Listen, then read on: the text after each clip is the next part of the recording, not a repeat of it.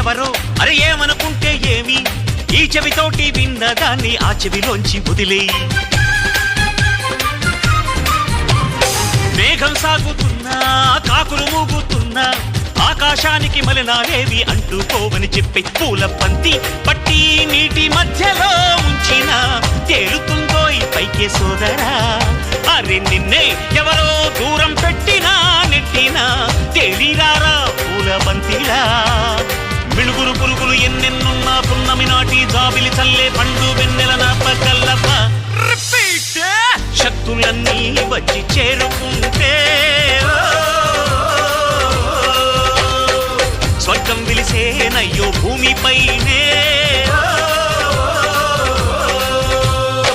దేవుడా దేవుడా తిరుమల దేవుడా చూడరా చూడరా